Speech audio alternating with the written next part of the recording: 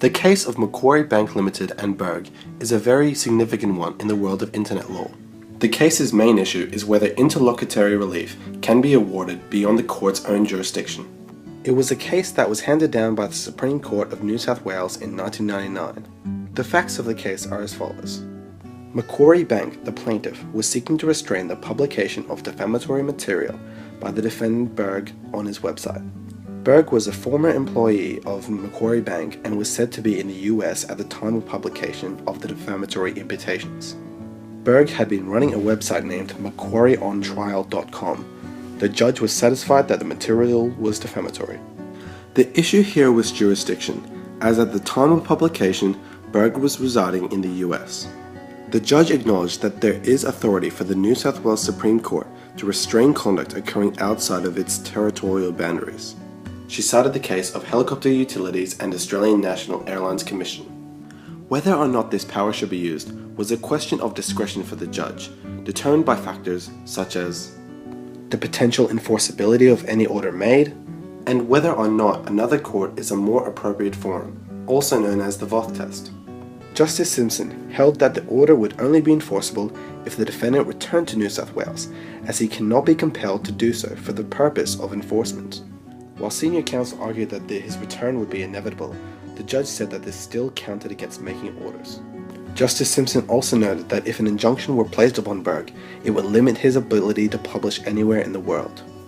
The judge also said that due to the fact that it would be near impossible to take down the content because it is transmitted all over the world, it would be pointless to make an order taking the content down. And in addition, senior counsel's proposal to limit the takedown order to New South Wales would be ineffective. However, the judge's main reasoning in not allowing the order was that she did not want to superimpose defamation law of New South Wales on countries where defamation laws could entirely be different and indeed allow such content to be published unfettered.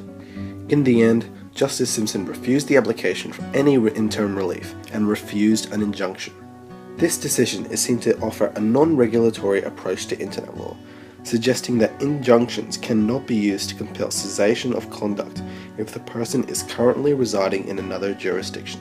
This has been criticized as allowing a maker of defamatory imputations to evade court processes simply by the means of publication, in this case the internet. Professor Campmark of the Faculty of Law in UQ has suggested that Justice Simpson's decision is flawed, and that she could have used private international law to grant interim relief to Macquarie Bank. Campmark criticizes Her Honour's lack of analysis of whether or not New South Wales was an inappropriate forum for this decision to be heard, and whether or not an interim award may have been enforceable in a US court where Berg was residing. This case never answered that question, and therefore is seen as a lost opportunity. It has been argued that suing the ISP would have been more effective and have overcome the jurisdiction issue. This case demonstrates the court's reluctance to offer interlocutory relief when jurisdiction is the issue. So this case deals with balancing regulatory approaches to internet law.